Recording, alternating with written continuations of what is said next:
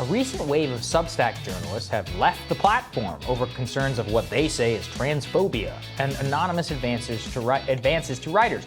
Jude Ellison Doyle, he was a journalist. He recently left that site, writing, quote, Substack is known to be offering six-figure advances to some writers, and since the company won't name which writers it's paying and money it generates could potentially be funding transphobic articles. Here to discuss the recent departures is journalist in front of the show, Zaid Jilani. Great to see you, Zaid. Good to see you, Zaid. Yeah, it's good to be here. Could you first explain for people what is it that is being done here that's considered controversial or anti-trans, and where did this whole controversy sort of start? Yeah, so I think I should start by explaining what Substack is. So basically, it's a newsletter service. Anyone can join, start a newsletter, build an email list pretty inexpensively, and you can also sort of generate income doing that because you can offer to your subscribers to actually pay for some of the posts or for some of the email blasts. What Substack has done is most of the people who are on there kind of joined independently, right? They didn't get any kind of proactive outreach or anything. But Substack is also, particularly at the beginning, was trying to recruit people to the platform. So, for instance, like Matt Taibbi, who's a journalist who's been Rolling Stone for many years, was recruited to Substack, and basically they created a deal with them where it's kind of like an advance, but they have to actually bring in subscribers in order to actually make it. So it's a pretty good deal for Substack, honestly. Maybe more. It's not necessarily a super sweet deal for all of the writers.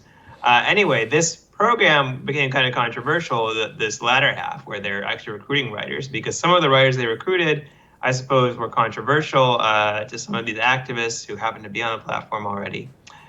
And I think that they started to view Substack as making editorial decisions, right? So it was actively going out recruiting certain people, so it was harder for them to say, oh, we're just a neutral service, anyone can use it, because they're actually trying to affirmatively bring some people to the platform.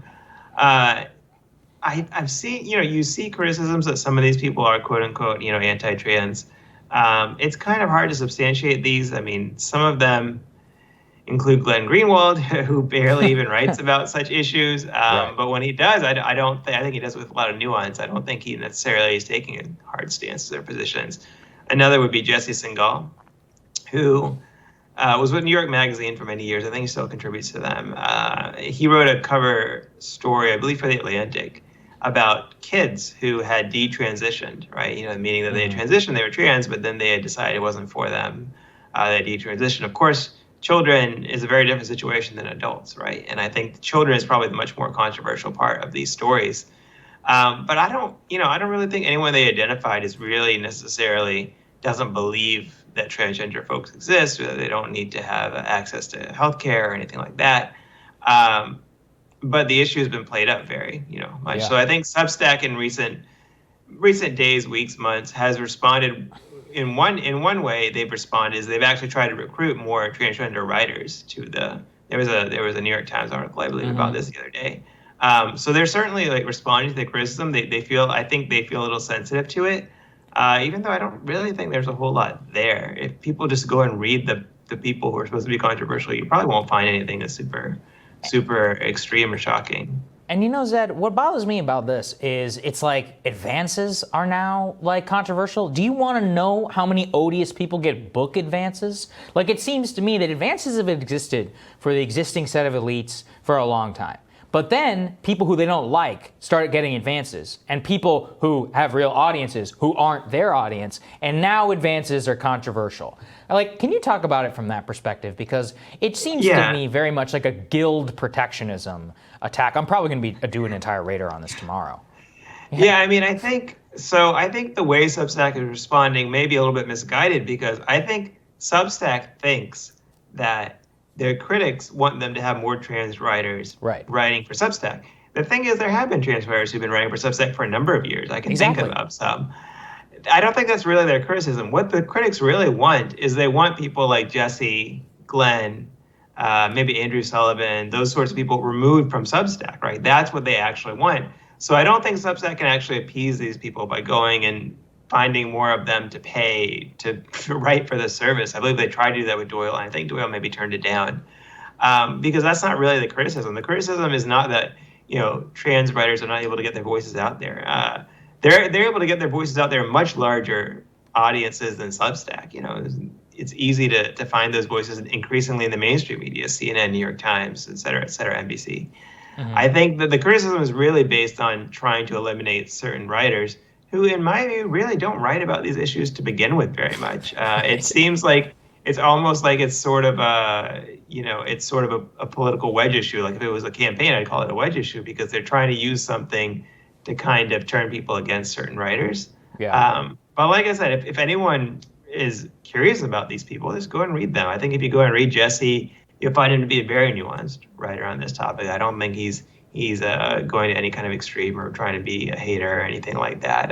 In fact, I would say if you read his writing, you'll probably walk away feeling more compassionate about transgender people. Honestly, that's how I feel when I read it. So, but I do think Substack is panicking a little bit, which is why they're starting to try to expand they call it the Pro program, where they kind of go out and recruit writers. But I just don't think that's going to satisfy the critics, because I don't think that's really what they want, right? They don't want a few more transgender people writing at Substack, because there already have been some, and there probably will be more.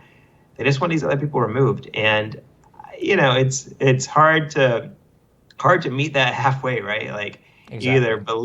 You either believe that they should have a right to express themselves, and that consenting adults should be able to spread information between each other within the bounds of the law, or you don't. So yeah.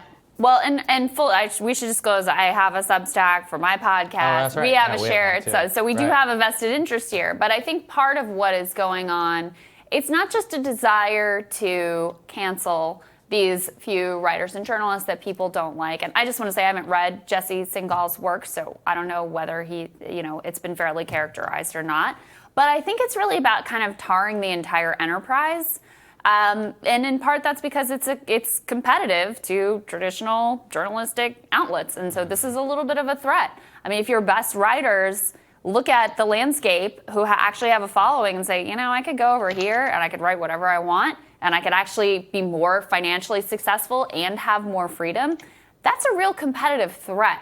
And so I have to think that some of this backlash is coming from the fact that this actually is, and it's not just Substack, there are other newsletter services as well, that this is actually a threat to some of the traditional journalistic outlets, especially those that have become extraordinarily boring, predictable, and just partisan cheerleading outlets. Yeah, I mean, if you look at the top Substacks, at least on politics topics, of course there's Substacks on all kinds of things, you'll find that it's generally people who were at larger publications but then moved over independently to Substack, right? So you'll find Glenn Greenwald, Matt Taibbi, Andrew Sullivan, the folks, David French, who runs a Dispatch. All of these people used to be at larger legacy publications, and to a large extent, they were carrying those publications because they were so popular, right? The revenue they would bring in, or the donations they would bring in, would be used to subsidize a lot of other writers. Now that they moved over to an independent place, the revenue they bring in is largely controlled by them. Of course, Substack does take a fee, but it's not necessarily used for a larger publication if they don't want it to be. So in some ways, it is a threat to some of the larger publications, because those larger publications not only control your editorial line, but they control your revenue, right? I mean, this is almost like a small business, right? Like you have much more flexibility in terms of how you operate. And if these writers can prove that they can just have people sign up for their newsletter list and pay them money, and some of them are, I think Glenn is making more money than he made at The Intercept now. Mm-hmm. He didn't expect to at the beginning, I don't think, but now he is. That means that they have independence, and independence means that, larger institutions can't necessarily control you. And I think there's certainly people out there who have a little bit of a control complex, I think, and they don't particularly like that. So it is also a bigger issue about the model. And I think deploying the trans issue is just, they'll probably try to deploy other issues over the next few months that people who don't like Substack. I think it's somewhat of a tactical thing. So. Yeah, and the last thing I want to say is just, if people aren't on Substack, I mean, you can literally find every ideology under the sun there. One of the most successful political... It's a platform. One of the most successful political writers is sort of a liberal resistance-y historian, right? So if that's your thing, that's there. There's also right-wing writers. There's never-Trumpers. There's literally everything. And I think there's been a real attempt to take, let me find the people that the kind of liberal mainstream finds odious and make them the face of the platform that's going on as well. Exactly. Zaid, great to have you break this stuff down. Thank you. Good to see you, Zaid. Thanks, man. Next up on Rising, economics reporter for the Washington Post, Jeff Stein, is going to join us to talk about the latest details in Biden's infrastructure plan when Rising returns.